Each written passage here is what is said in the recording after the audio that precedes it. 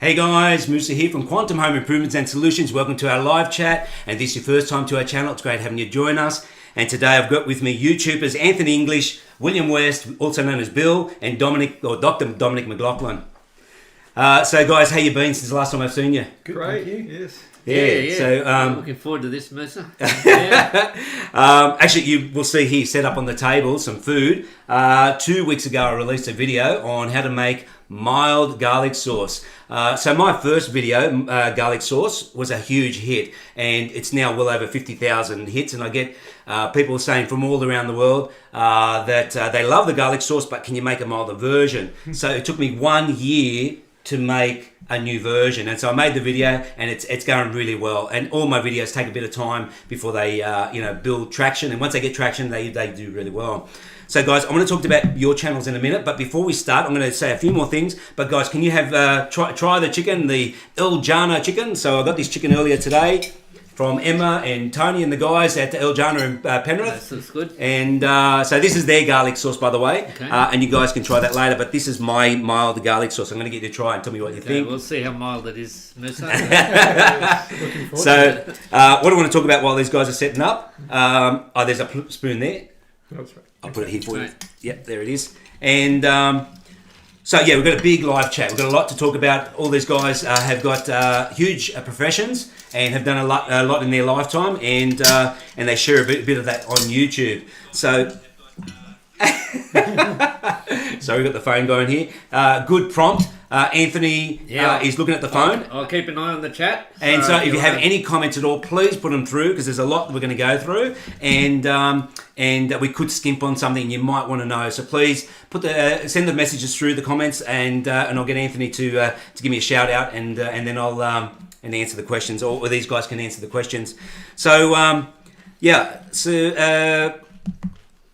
yesterday I released a video, a mowing video with George Elias. Now, George Elias, I want to mention, the reason I mention that because George Elias was on the mild garlic sauce video. And I want to say hi to Chicken Nugget, known as George. And mate, thanks for the video yesterday. That was really good. A lot of people are saying it's a great video. They're getting a lot out of it. So, all right, now I'm going to start straight off to Anthony English, who just stopped him eating food. Now, so Anthony's been YouTubing for a number of years, but he has a full-time job, so this is not his profession, YouTubing. No. And in actual fact, when we went through COVID, the lockdown, people had to do a lot of Zooming. So they were doing conference calls and all this kind of thing. And Anthony had already made a video, I think. I'd already made some videos about Zoom. And what happened then? I just in about March or April 2020, so after the lockdowns had started, I suddenly saw that one video was suddenly went viral, getting lots of views. Yeah, it was getting like 500 views a day, and I thought, wow! I love a video 500 views a day. Yeah, and it was months. It was months old. It was like before the pandemic. So wow. That would have made you. It would have given you that boost to keep going, huh? Well, I had no idea. I didn't know what subscribers were. I didn't know anything about YouTube. Even though you had already posted some videos for a while. Some tech how-to videos for basically, because that's what your channel's all about, tech for non-technical people. So it's well, most people put their hand up like that, and so that was the thing, was finding out what is it that people are searching for. That was the But key. Anthony was instrumental for me, actually, as a YouTuber, because I had a spinal injury 7.5 years ago, and it took about 2 years or more to get over that. Then I had my father dying with emphysema, so I had to look after him. So, and I say had because I love my dad, and he didn't. With COVID, it was actually a bit of an issue. So my dad left us, and it was a bit hard for a little while. But then I started YouTubing about 6 months after he left, and after he passed away. And my mum too, God rest their soul. And I released my first video on the 15th of August, and I had so many comments. You should have done close-ups. You shouldn't have spoken too much. You shouldn't have done this. And it was fantastic. I loved it. Everyone had an opinion. But then I got a phone call from a father from one of my classes saying, Musa, do you know I YouTube too? And then he exposed to me what he does, and I thought, wow, that's fantastic. And whether I wanted to or not, he gave me so much advice it wasn't funny. And I got to tell you, I was like a sponge at that point, as Dominic was a sponge when I gave him information. And everything he said made so much sense. And I've got to attribute the beginning of the YouTubing channel to Anthony waking me up to a few things. So by the second video, I took a lot of what he said and also what I realised what I should have done in the first one. And the second one just went crazy, and it's now 70,000 hits or more. Wow. So, and it's a how-to video, obviously putting up a garden shed, and it's still skyrocketing. And also easy sheds is also, they're both hard things to put up. So they're really, people need to have confidence that you're doing the right thing. And both our videos are doing well, and I get a lot of thumbs up. Yeah, So- and speaking of thumbs up, we got a thumbs up on the live chat today, and I can see a few people joining now, so thanks for the thumbs up. Thanks, guys. If you got any comments, type them in and we'll respond. Great. And if you want any information about tech, please ask some questions to Anthony. Now, I'm going to jump straight over to Dominic. Now, Dominic has been YouTubing for a couple of years, but has only been dabbling. He hasn't really taken it serious at this point. My background is not just how-tos, home improvements. I was a dressmaker originally. That's my profession. I went to many different fields in the industry, hence why I've got a wide range of different videos I make. So I wrote them down here so I don't forget. So I do building, maintenance, brewing, which this guy here loves brewing. I do cooking, raising chickens, incubating, all the rest, and also dispatching, which some people don't want to hear. Sorry about that. I do automobile repairs, motors, spray painting, panel beating, but also have some sewing as well. And there's a few things in between. So if you're looking for a channel that gives you a vast array of different things on how to, you've come to the right place, and thank you very much for joining us. Any comments on the videos, put them through and I'll answer those questions individually. So Dominic came to me after, we've been friends for a fair while, but he came to me and said that he's YouTubing as well, which I wasn't aware of. And he got some advice from me as Anthony was giving me. So I gave a heap of advice to Dominic, and he started all over again. Yeah. And so he's very small in YouTubing, but he's got a huge career. He's a doctor in business. Is that the actual qualification in business? I think it's organisation and management. Organisation management. So in management, yeah. And because I was in the corporate world for many years, in marketing, selling, while also building houses on part-time and learning other things, I understand Dominic and his language. So I listen to his videos, and they're very detailed, but for some people it could be dry. But can I tell you, if you don't look into a dry video a little harder than just what you're hearing, you're missing out on so much. So the last video he released was talking about how you should look at your profits and not focus on the wrong thing but the right thing, and more on service, what you are providing, rather than what your bottom line is going to be. But the bottom line is why you're doing it. So that's important too. So Dominic, can you just share a bit of that with us? Yeah, thanks, Musa. And also, of course, thanks for all your advice in the early part, which now I've realised comes from Anthony as well. It's a share. We get a lot from YouTube too. Exactly. Yeah. Yeah. No. So in essence, what I'm trying to do is give small businesses and people who never want the piece of paper and MBA a bit of an insight into what are the key things. So what's the kind of good bits of an MBA or MBA in a day kind of thing. You just want to find that out through an online course and use the bits that really help you. So this video was a really interesting discussion with a guy who's actually an expert in marketing. Yeah. And he was making some really important... What was his name? Mahesh.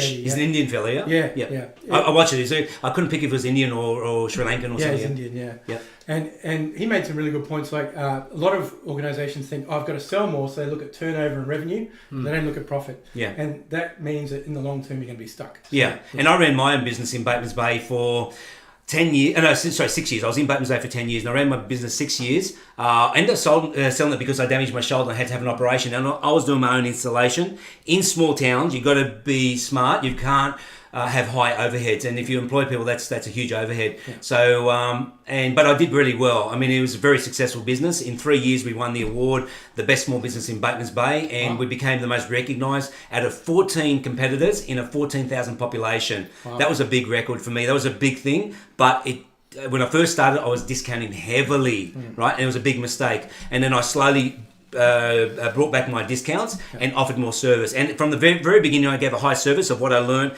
working for all the companies I worked in the past, especially Hunter Douglas, Luxaflex. So we ran a Luxaflex window fashions gallery dealership. We were number 17 at the time, which was quite a big thing. Okay. There's now over 100. So we were really in the early stage. And no one in a regional town would make over a certain turnover purchase from Hunter Douglas. We almost tripled it. Wow. In a small town. That's amazing. Yeah. So it was really good. Well done. So yeah, look, I love your videos because there's so much sense in it. I don't need that information, but I love the way it's put out there and it makes so much sense. So if you're looking to improve your business and improve your profit and also your margins, but what is in your pocket, that's the most important thing. You can have as much profit as you want. You can look fantastic on paper, but if it still doesn't pay you an income, then don't worry about the profit. You need enough income to generate, for your family. Anyway, so now this guy here is actually William West, also known as Bill, a very good friend of mine. We've made a few videos together and also live chats, tasting beer. Now, he's not actually able to taste some beer today. Now, I'm going to ask Dominic, before I get into talking to Bill, if he can pass the spirits. This is what they call udder. Now, because we're eating Lebanese type food with El Jana chicken, I thought I'll share some of this drink. And so Anthony said he wants the whole... Yeah, I'll just have that one carafe. Yeah, so the only problem is I think I'm going to corrupt him if he does. Yeah, so. I think you will. That's fine. That's fine. Thanks. And so Bill is actually got some medical issues. He usually does drink beer. I was going to ask him, if he can identify the beer that I've made. I wasn't going to give him the name. Are you able to actually just taste it? it? If I have a taste. Oh, it's beautiful. Good. Okay. I've got the beer on the side. I really didn't want to go without it. And guys, I'm going to give a cheers once we're ready. A big cheers.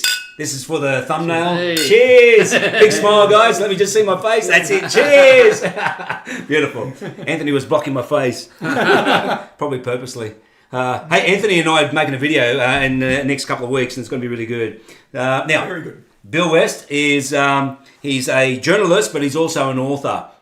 And the book that he's written is very deep, very, very close to my heart, which is Riddles of the Shroud. And so Bill's spoken about this on other videos. Up to the camera. Oh, that'd be great. Thank you. So there we go. It's Riddles of the Shroud. Beautiful. Thanks for that, Anthony. The emphasis actually on the subtitle. It's question science can't Thanks, answer. Anthony. Great. There are many riddles that people can answer, but the riddles connected with the shroud can't be answered by anyone. Yeah. Yeah. It's incredible. I love the fact that you identified when they did the carbon dating back in the 80s, 90s, whatever it was, and they said, no, it's from the medieval times. But in actual fact, wherever you measure on that cloth, it gives you a very different date. And it's because, please explain. This is fantastic. Well, it depends. If you're using carbon dating, the evidence that is there at the moment is that the date actually increases the closer you get to the body. And that's because the theory is that this hugely superficial image on the very surface layer of the fibres, that 1/5 of a human hair deep, that came from radiation. And the kind of radiation that occurred there caused an increase of carbon-14 in the cloth. So the closer you get to the body, the source of the radiation, the more carbon-14 you get. And that's why it went wrong. Did you call that electromagnetic radiation? Yeah, it's a type of... nobody can be absolutely sure, but they've achieved similar results, the same discoloration on the surface fibres, using UV radiation. Okay. And anyway, it's a fascinating question. That's fantastic. And I could talk all day about it. But you're now in the process of just finalising a shorter version, is that correct? Well, it's a little bit shorter, but I'm trying to just get to the heart of things as much as possible and explain to people why the carbon dating was certain to be wrong. It was absolutely wrong. Yeah. We know that now. They kept the raw data under wraps for 28 years, and they were finally forced to release, this is the British Museum that conducted the carbon dating, they were forced to release the data and now it's very clear to everyone. So this is the Shroud of Turin we're talking about? We're talking about the Shroud of Turin, just in case you're not aware. Yeah, So this is the cloth that when Jesus, historically speaking, when Jesus was taken from the cross and put into the tomb, the traditions at that time for the Jews was to lay them down on a cloth and then pull the cloth back over them. And so this cloth has a back image and a front image showing the blood, which is the first section. It's before the radiation. Is that correct? That's right. Yeah. That's one of the fascinating things about it. No artist would work that way. No artist, you can imagine, would do a whole pattern of blood and then create an image on top of the blood. Yeah. But that's what they've shown that's what happened, because when they remove blood from the fibres, under the blood there's no image. Everywhere else there's image. So the blood was there first, and the radiation couldn't pass through the blood. And that I often say that it's a puzzle that only fits together in one way. Yeah. The body had to be inside the cloth for the blood to bleed onto the cloth first, and then afterwards a burst of radiation created the image. It's the only way it can be done. That's incredible. Yeah. Just for me, it was just a mind blower, because I do believe in the Shroud of Turin because I believe in Jesus, but some people don't believe in Jesus, and that's their choice, right? And they shouldn't be forced down their throat. No. But evidence shows that this is actual factual. So this is just great. I just love it, and hence why I've spoken about this before on our live chats and also on our Bill's West Fruity IPA recipe video, which we had a lot of fun making.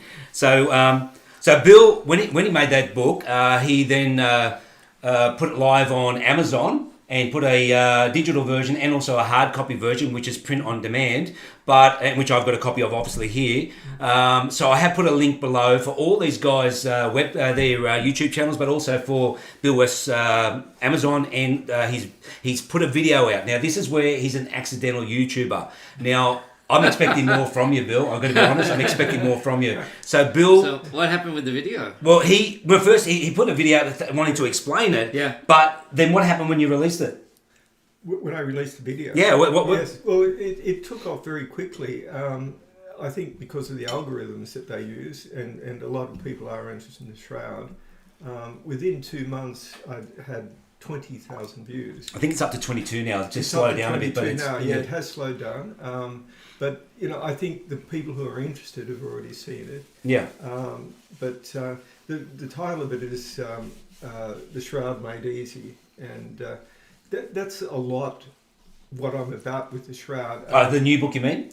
Well, both books. Oh, yeah. Anyway. I thought the first book was pretty simple, but then the more I reflected on it, the more I realised I loved it. It could be much simpler. It was complicated, but in a way where I can understand it. Yeah, well, most people can. Mm-hmm. Yeah. But then a lot of people don't want to read through about 250 pages of a book. Yeah. If you can get it down to around 150, people are more likely to read it. So what I understand is that right now there's buses driving around in Ireland with a picture of the Shroud on it. I can't help to believe or think that had to do with your book. Well, who knows? I mean, there's been an explosion of information, particularly since... But you're having a conference as well soon. Well, that's right. But the media got hold of the fact that the latest dating of the Shroud, it's not carbon dating, it's an X-ray type of dating, that indicates that it is definitely from the 1st century. And that's just sent everything, on all fire, over right? the world, yes. People are suddenly interested in getting all of these newspapers and magazines that are publishing facts now. And there are 2 international conferences happening next year, one that we're organising here in Australia, and there's another one in the United States. But you're doing it online, aren't you? I think you've employed Anthony to do your Zooming for you. Is there any message? I thought you were serious. I mean, and that's where YouTube really comes in handy here, is because people are searching. They want a quick answer, a quick explanation before they go and read a book. That's right. And they just say, just explain this to me, I'm curious, whatever. Yeah. And so that's where all of our YouTube channels on different topics all fit in. With people can search for things or just stumble upon things and say, oh, there's a quick answer, a quick way for me to understand, how to put up a shed. The thing is, I think you can be too effective in this way, because people when they go and look for quick way of answering their questions, they think, oh, that's good. I understand it now. Yeah, I need to buy the book. That's right. But that's a character of person, right? Yes. People who want to look at it deeper and want to go further, they will go further. And then that's the beauty of it. Right. So Bill, look, I'm going to move on to the other guys, sure, but can I ask you before I do, Yes. are you going to make another video? Is this going to be just an accidental channel, or are you going to make more? I'm thinking of making one even shorter, just called The Shroud in 10 Minutes. Beautiful. Yeah, and I noticed that they say the average viewing of a YouTube video is about 7 minutes. That's correct. That's my average. Yeah, okay. So, I think the closer you get to... I might even make it The Shroud in 7 minutes. Who knows? No, you've got to make it 10 minutes, because what they do, if it's 10 minutes, they'll only watch part of it. So you've got to at least make 10 minutes. Sure. So I make my videos around about anywhere from 10... I've made some videos to an hour, but 10 minutes to about 30 minutes, right? I think 10 minutes on that topic would be perfect. Right. Yeah, okay. And it does. You've got to look at the overall distance of that video. So what they'll do, they'll take what they want out of it. And let me tell you, Father Jeff, who was on my rice wine video, revealed to me that in actual fact that he dubs it. He goes into, you can go on YouTube and you can actually go in and twice the speed. You can actually change the speed. So he watches everything. Double speed, in double speed, because he just and I wonder if that gets the same time rate, and I wonder if the commercials look weird. Yeah. I wonder if the commercials. Do you reckon the commercials are weird? Especially if someone's already got a funny voice. I don't think you can do it for the commercials. So I don't think they need to make their money. That's how we make our money. and that's how we get paid as YouTubers as well. Yeah. We've got our 1,000 subscribers. Yeah, you need 1,000 hits per 1,000 subscribers. That's 1,000 subscribers, 4,000 watch hours. But once you're monetized, you need to have 1,000 hits on a certain video to earn whatever the RPM is or the CPM is. So the CPM is what the advertiser will pay you. Pay YouTube, and YouTube will pay us an RPM. So there's a bit of a cut from them. So that's fair enough, because they're running this huge monster called YouTube, and that's a big thing to run, and it's a lot of money. So my channel is growing. I'm happy, and yours is going. I've noticed yours is growing. These guys, because they're not putting the effort, because they've got full-time jobs. It's hard to YouTube and do a full-time job. Yeah. Very hard. Even Anthony now has just changed position, and I notice he's been dropping in his posting, and that's because he's working full time with someone else. Okay, we've just got a message here from Mark White. Oh no! Keep it clean, Mark. No Arabic swearing. He says, "I'm keeping my eye on how much of that liquid you guys are drinking. I'll have another sip, thanks." It's really milk. What percentage is it before I drink anymore? It's about, that would be called about. If it was a full glass, you didn't have a full glass. Yeah. A schooner of say 4.5. Oh, okay, good. Yeah, I measured it out. Yeah, I physically measured it out 1/4. And Mark says, "You're looking good, gentlemen." There we go. Mark, you look even better. Now, okay. First of all, there's business here. Business. How does the garlic sauce taste like? Excellent. Very Thumbs nice. up. Yeah. Is it smooth or what? Very. This is smoother than the other one. Absolutely, The video shows you. I actually used the technique using the Braun blender, which is good, but it didn't give it that high intensity of blending. So once I got it fluffed up, I put it into another faster blender, and wow, I creamed that thing up, and it's just beautiful. If you're going to make garlic sauce, you do need to use a blender the size of the quantity you're putting in. If the quantity is not enough, the blade won't reach it, and so that's why you can't use a big blender to just do one batch. Now I've tried the blender, the Sunbeam blender that I used, which I bought from my mate Peter from Bateman's Bay in Better, in the appliance store in Bateman's Bay, and I can make 2 batches in that. But I still got to shake it around because the blade is so fast, it doesn't allow it to blend very well. Now another message, Riley is saying, enjoying the show. Thanks, Riley. Welcome. Great. Where are you from, Riley? Yeah, let me know. And thanks for joining us. We're having a great time here. I haven't eaten chicken yet. I might have to eat after we're finished because I need a lot to... I've got to go through a lot. I just noticed your glass is looking pretty empty. Hey, look, it's the Arab blood. Look, I am Australian, 100%. But if you go into the blood, you'll see, unfortunately, there's thousands of years of Middle Eastern in me. But what's really weird is I hate the sun.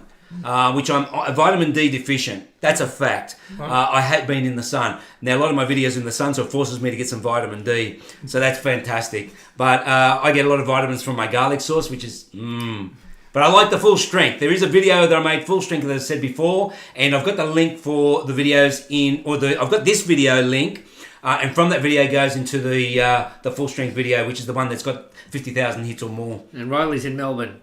Beautiful. Yep, great. Good to hear him, Riley. Thank you. And hey, congratulations last night if you're a Melbourne supporter. Yeah. Mate, that was a big win. Yeah. So they're in the grand final. Whoa. Yeah. We'll see if Penrith beats Sharks today, isn't it? Yeah, I think they will. I didn't look when they... Hey, I'm a Manly supporter. Sorry, guys. I know some of you are going to shut down the live chat now. That's right.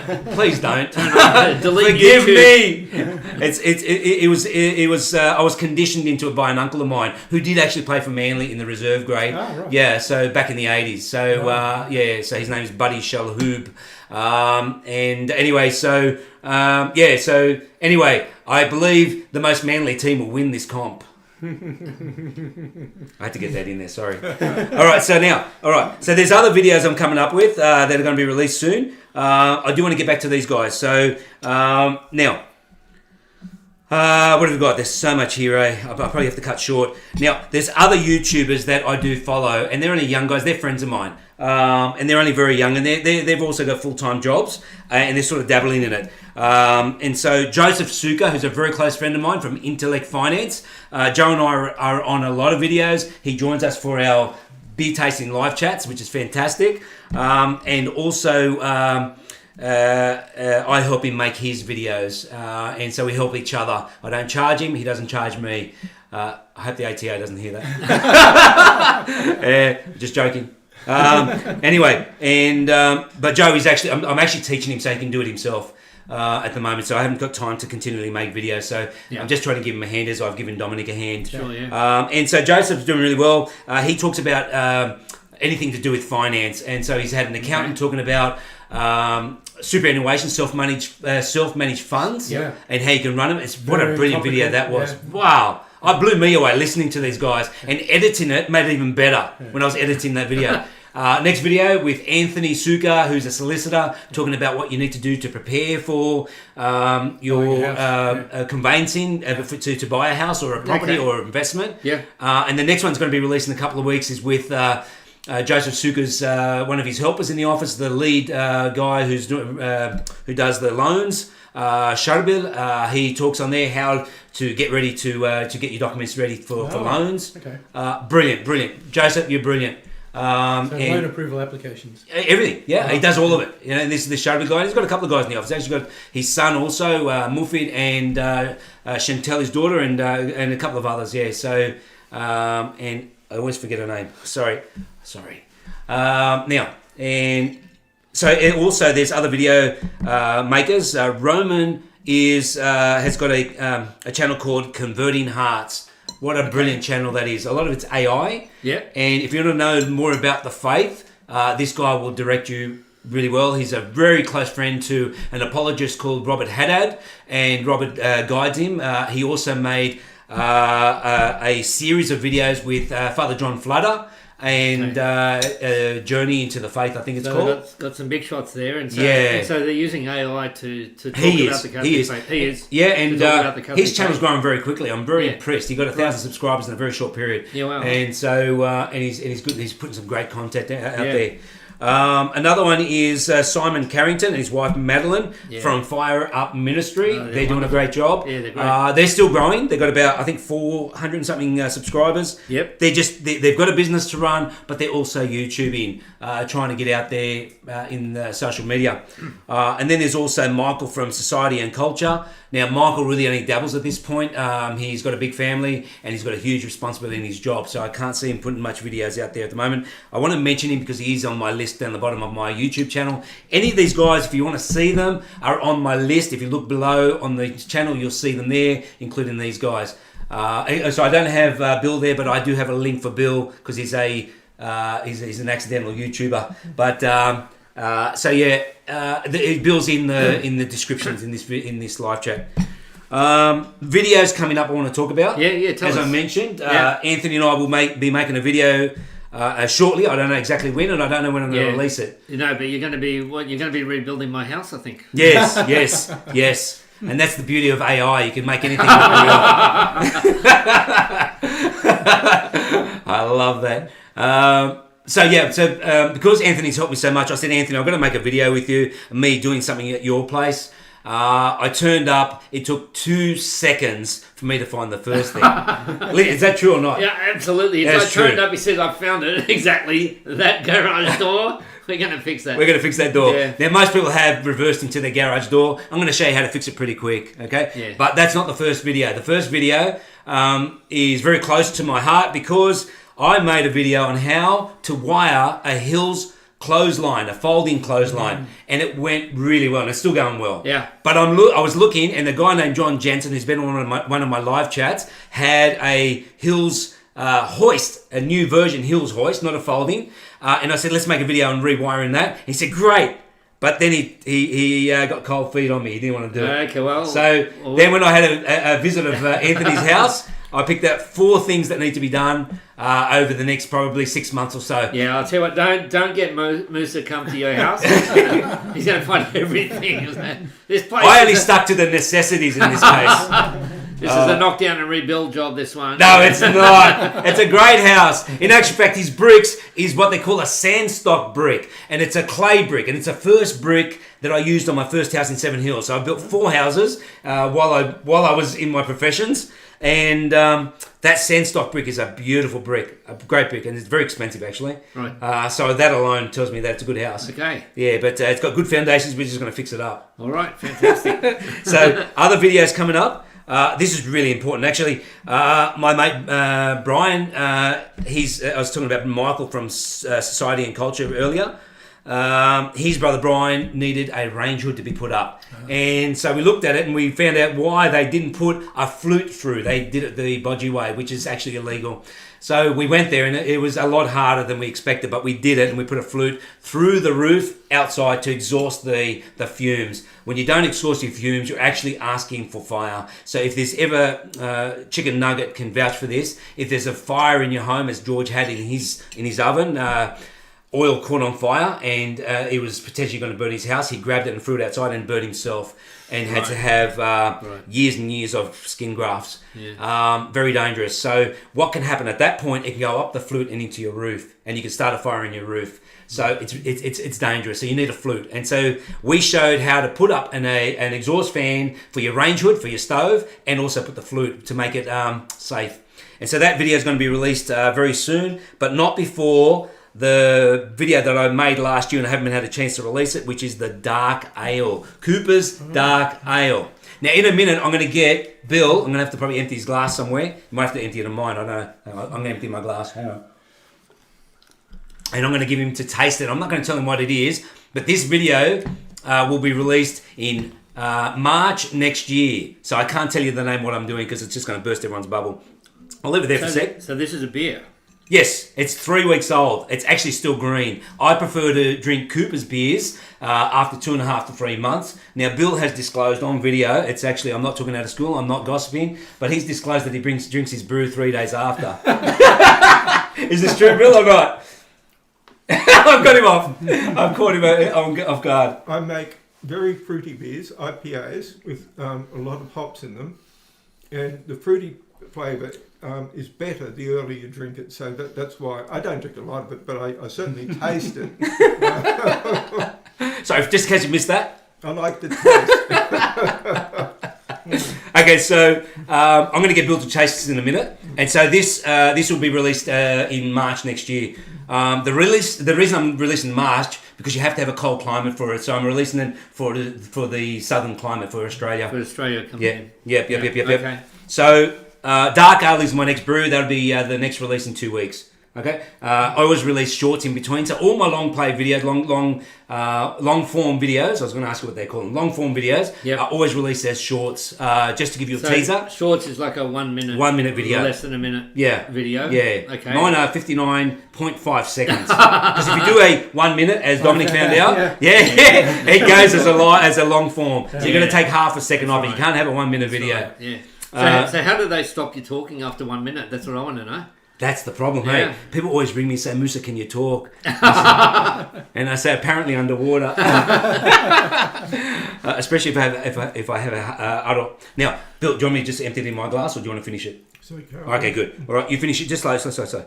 Okay, so now, other videos. This is a huge video. 3 years ago, or just over 3 years ago, I was going to start my YouTube video and career making a tiny home. Right. Oh, wow. Then I realised that because of my spinal injury, this is not realistic. Okay. Because I didn't know how to video properly. I wasn't sure about my presenting and how I need to present with me, Musa, my style. Okay, how I used to present to my customers and how I used to present how to manufacture, roller blinds and all that kind of thing. Yeah. There's a certain technique, and I was telling Anthony earlier, there's a certain technique when you're on YouTube, you've got to tell a story that goes and dots. You've got dots, and you want to join the dots to make sure the person can get the story of what you're trying to say, especially with how-tos. There's too many people with the how-to videos that are telling you what they believe is what's necessary, but it's more important to tell you what's necessary for you. And I don't know that. I can only try to think in your mind. So that's how I had to try to learn to make videos. So I chose not to make the tiny home back then. Yeah. And thank God that was the case, because now I've got a lot of YouTubing experience on how to video. Exactly. I'm going to now start making my tiny homes in a couple of months. I'm going to start buying material. And so by around it, remember, videos take a long time to make and edit, and I'm going to make other videos in between. So I'm going to make this a 1 year project. It could finish earlier, but I'm going to make it a 1 year project. Wow. And I'll be releasing it in stages. So the first release, I'm hoping, and please don't hold me to this, but probably January. Okay, maybe February. I actually don't know. I just don't want to say to people it's for sure, and it won't be. Now, so tiny homes are big things. Mm-hmm. That's great. How big is a tiny home? Yeah, good. In this case here, tiny homes are usually built these days on trailers. In Australia, in New South Wales, we have a restriction of 2.4 metres on a trailer, because that's what you have to have it registered on the road, the trailer. Right. So this house is on a trailer, like a caravan. Okay. I'm going to put it on skids. So skids means that it's got to be loaded onto a trailer, onto a tilt tray. And so because I'm doing that, that means that I can actually go wider. If you're on a truck that is capable of carrying a wider load, you can have it going up to 3.5 metres without having state or police escorts and this type of thing. Mm-hmm. So I can go to 3.5 metres. Yep. Is there a message? No. Sorry. So I can go 3.5 metres without having to get an escort. So I'm going to make it 3.5 metres wide, not 2.4. Great. Okay, so that means that it's much wider. That means I can put a queen size bed in one of the bedrooms. Yep. And you have room to walk around it. Wow. The tiny homes, you cannot do that. No. But this is actually, this is a really important issue, because so much of a housing crisis. Correct. That's why I'm doing it. Yeah. It's something I believe. Now, the reason I'm building this is because I'm doing it for family when they come to visit. Okay, generally speaking, that's what I'm doing. I might actually sell it. I don't know. At this point, I'm building it for my own purpose, right? Now I've just opened this bottle, and it didn't give me a fizz. And the reason it didn't give me a fizz because it's still new. So you might have to taste it without a head. Sure. I'll try to give it a bit of a head. Oh, that's plenty. Yeah. Okay, it's got a little bit of a head. Guys, do you want to try that? Anthony won't. No, I won't. I won't explain to you why. Thank you. I'll go back to my Arabic drink. What is this? What's it Aro. Some people call it arak. Arak. Yeah. Thank you. Sounds very all right. lit. Sorry, Bill. So they're the big videos, and you guys, you can see on the board here, they've got a heap of titles there. I have 24 videos there that either have to be made or have been made and not edited and released. How long's the editing process for a video? Okay, do you remember the bathroom renovation video? Yeah. That took 4 weeks for me to video because of my issues with my back. No, to video. To video. To video, to make, to record. And we had a few restrictions. Bill, tell me how it tastes like. And we had a few restrictions, so that took me a while. So we had 80 or more hours of video, which I had to bring down. I was trying to bring it down to an hour. That didn't work. So I released it in 2 parts. The first one was 46 minutes. The second one was 56 minutes. Now, the feedback I'm getting back from that video is, wow, thank you. It shows you everything, every part of renovating a bathroom. Yeah, wow. It's not a big scale bathroom. In my heyday, when my body was good, I would do that in a week and a half on my own. That took 4 weeks with Eugene's help, and it was for his bathroom. Yeah. And we still took 4 weeks. It took 5 weeks to edit that. Yeah. 9 weeks for a 2-week video. And the fascinating thing is that for some YouTube videos, you can, for me, I can make them quickly, but you make them very quick. I make them very fast. Yeah, I can have a video. I could record a topic and I could have the video up on YouTube in 15 minutes time. Dominic can't. No. He can't because he's got so much information there. Impressive. And he's got to then nut out. He's got to watch it over and over and over to see what are the most important parts. I think you're doing a good job, Dominic, because when I watch it, it actually flows really well. Okay. Even though it is actually dry. I'm going to say it's dry because I don't want people to go to watch your video and think, oh, it's dry. But if you really seriously want your business to do well, if you want it to do well, you have to watch this video. I am telling you, if I had watched that video prior to going to Bateman's Bay, I would have done a lot better straight away and I wouldn't have given it away. Yeah. Okay. I gave it away. And it made my relationship with my wife very tense. Okay. You don't want to start a business creating a very poor relationship with your wife just to make money, and that's the reason why you're making money for your wife and for your family. It's an oxymoron. It's the wrong purpose. Yeah, you got to be on the same page. You got to do it, even if she doesn't understand the business and so on. No, you got to make money. You got to be aligned. So if you want to make money seriously, listen to this guy. Okay, listen to him. He actually knows what he's talking about. And so seriously, the link is below. Watch it. He's very good. Okay, and he's a doctor. He's got a PhD on what's the title? Management. And I can relate to it. My background is from sales and marketing, as I said. So now, Bill, with the shroud, I want to keep talking about it, but I want to go over because we're sort of limited in time. Sure. We're almost over time. I want to go for around about 45 minutes. I can see it's going a little over because there's a few things I want to talk about. So, Bill, you were a journalist. Where were you working and what were you doing? Well, I spent the first 2 decades of my career at the Australian newspaper, and I did lots of things there. I was a general reporter in the beginning, and then I went to university. They have branches everywhere, don't they, the Australian? Well, they have state bureaus as well. The main one is in Sydney. The joke at the Australian used to be that it was mostly Sydney news that got in. It dominated everything, and that if the Prime Minister... I got into the Canberra news. They used to say if the Prime Minister was shot in Melbourne, they'd fly into Sydney and say it happened there. But anyway, I worked for the Australian. After I went to uni, I was a legal writer for a few years, covering legal reform and law reform, and wow. I covered some. We've got a hot shot here. Yeah, some of the really big court cases in Australian history in those times.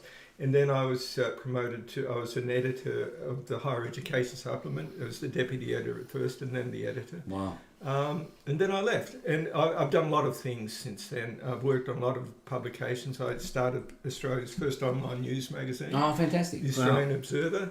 And I was the foundation editor of Education Review, and then I was editor of Perspective magazine for many years. Wow. So, yeah, I've had quite a bit of experience. But your health has not been the best. Well, not in recent times, no. I have a type of cancer that they've gotten under control. It's in remission, so I can't complain. So what you're telling me is that you're carrying the cross and... You're helping this guy that was on the cross. Yes, that's right. That's one way to put it. Yeah. Well, nobody measures up to the suffering correct. of Jesus on the cross. Correct. No way in the world. Historically speaking, no one can. And the most interesting thing for me about that is that Jesus was the only person in history who suffered that kind of suffering and had the option to stop it at any time. Yeah. To give in to all of the foolish people who tell him, come on, if you're God, get down off that cross. Well, he could have got down from that cross. And he didn't get angry. But he didn't. He didn't get angry. He said, forgive them. It was amazing. But just when you look at the details of the shroud and all of the things it reveals, like the nails had to go through the wrist. Yeah. Nobody knew that until the shroud came along. And then the forensic pathologist looked into it and it's right. That's the only part. Couldn't go through the hands like all the artists had. Yeah, that's right. It's full of revelations like that. That's fantastic.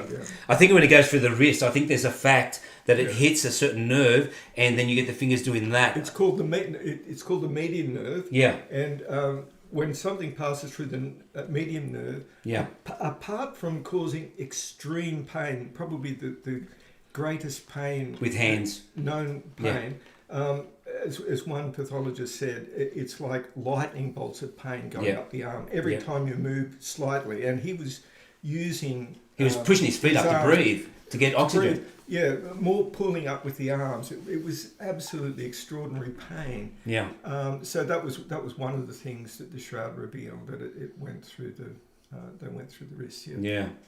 And how would his fingers look? Oh, that's right. You were talking about the fingers were straight because the whole body, all of the muscles were completely tense. Okay.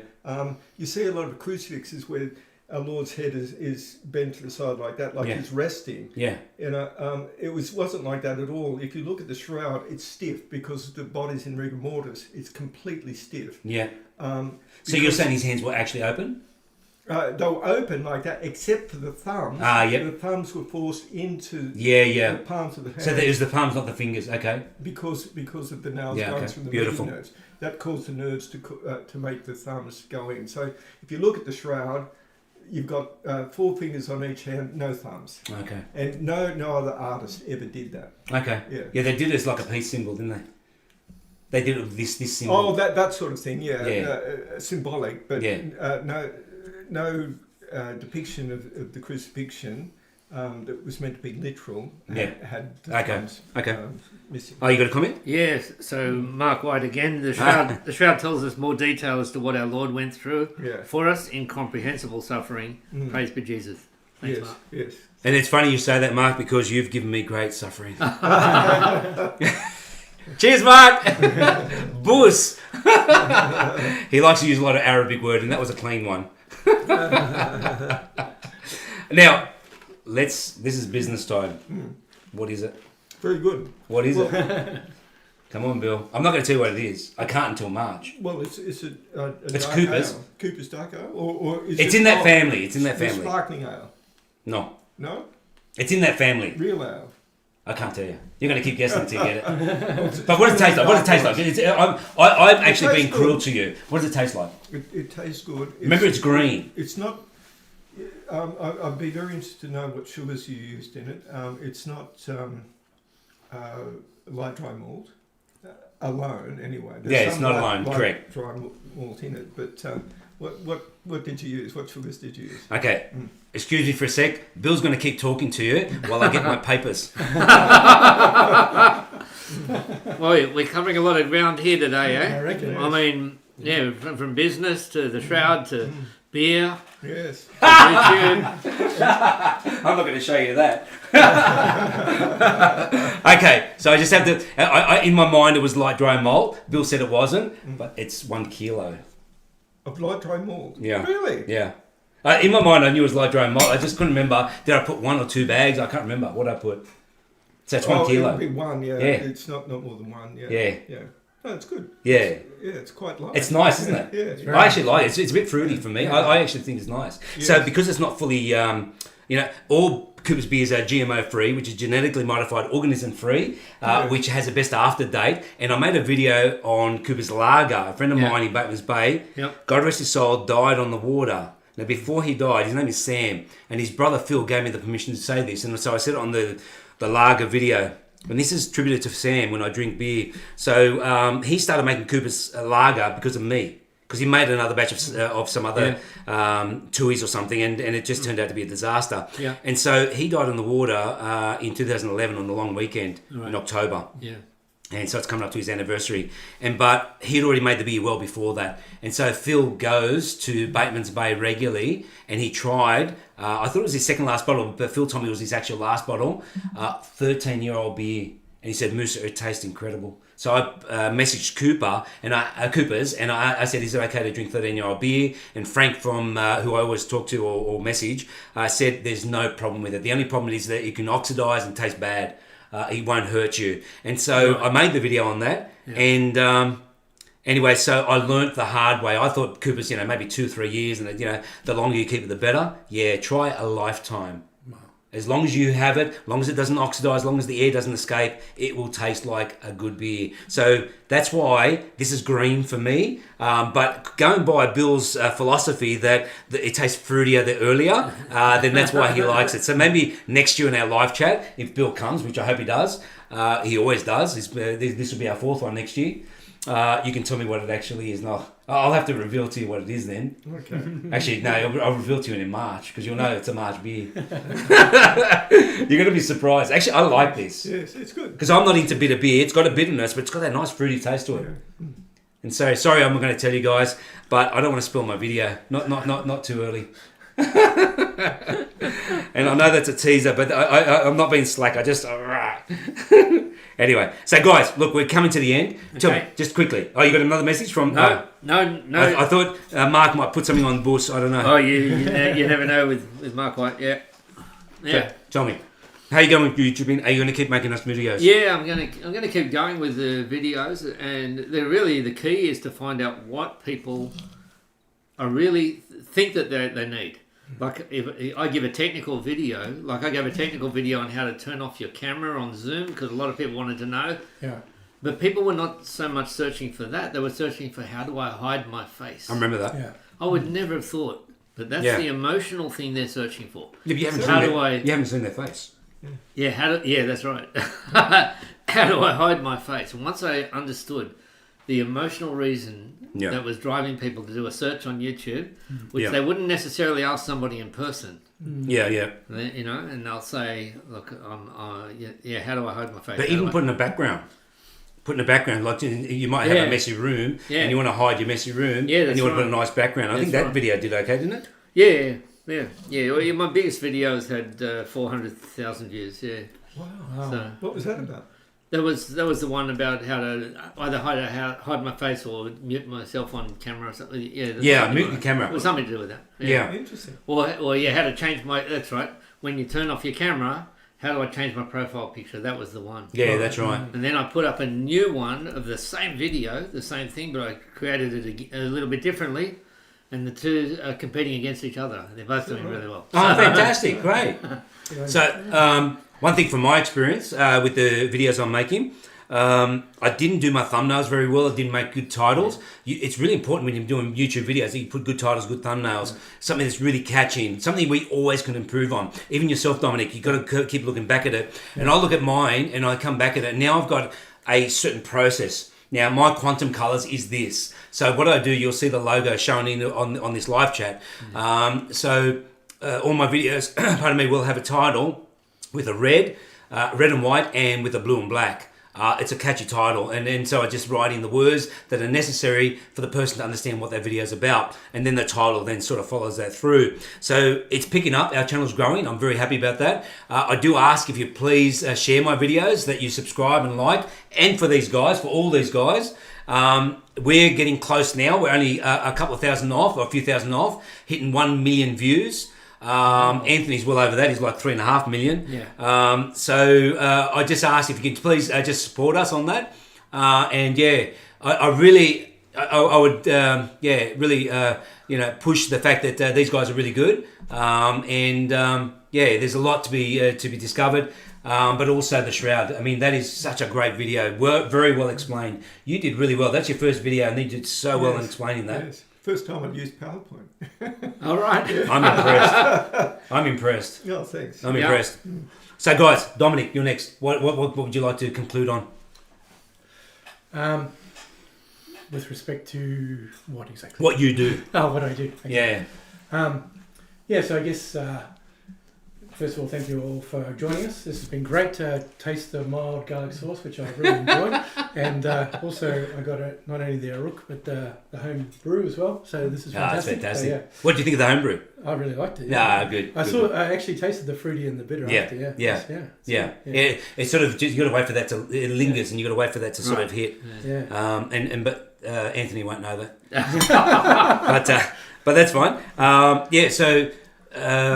You also do a lot of short videos. You condense yours down to short videos. Yeah. And that you've got stage 1, 2, 3, 4, 5, how to be effective. Yeah. Or it's probably up to 10, I can't remember. Well, I just try and do a bit of a summary of what the video is about, and what are the key points, so people, if they haven't got the time, can just at least get a sense. But you're saying in some of your videos, in 5 minutes a day, explain that, or you have to explain that. Yeah, so I know that a lot of people are very short of time, so I wrote a book called Be a Better Manager in 5 minutes a day. So I did a series of videos which are like, what can I do in 5 minutes a day just to improve in one area?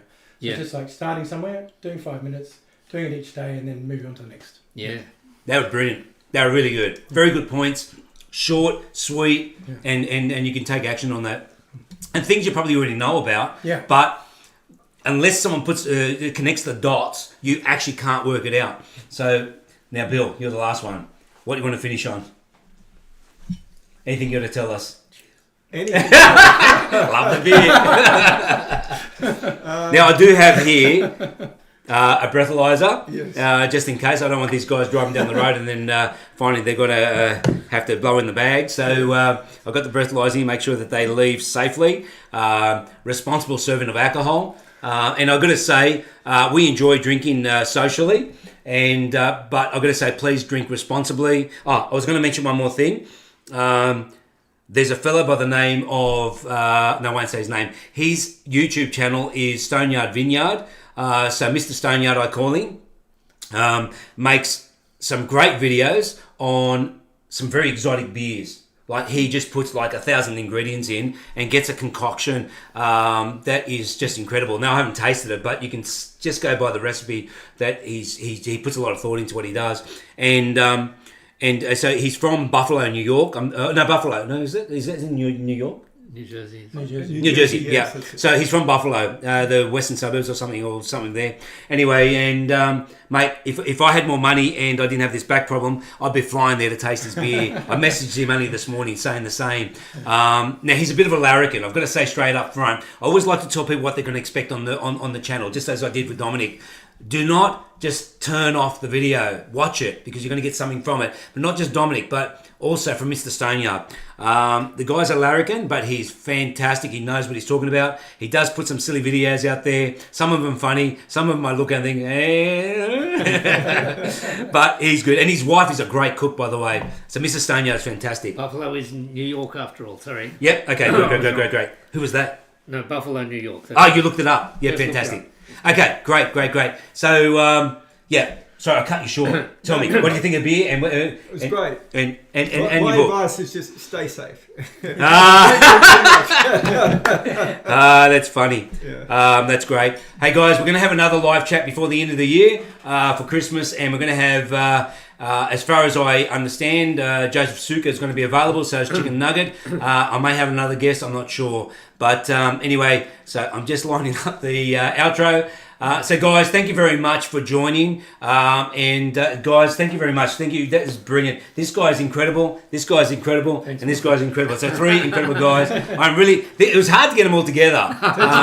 And the reason we're at 1:30 launched today, because there was a few things going on. And so, guys, thank you very much. I'm just trialing this 1:30 time. So and we'll see. The links are all going to be for... They're all in the descriptions. Yeah, great. And William's book and... Mate, fantastic. It's fantastic. And so everyone's links in the descriptions. But if you have any comments on the videos that I make, I always answer them. Now, recently, I've got to say this. I recently had a carpal tunnel operation on both my hands. And there's a few people I didn't answer straight away. One guy took 2 weeks. And when I finally realised I missed it, I apologise profusely because I didn't mean to. I always answer my messages. If I forget, message me again. Okay, I don't mean to do it. I always answer my messages. All right, guys, thank you very much. I'm going to play this video for you, the outro. This is upcoming videos I've just released and upcoming videos. Anyway, guys, thank you very much, and we'll see you on the next one. See ya. See you, guys.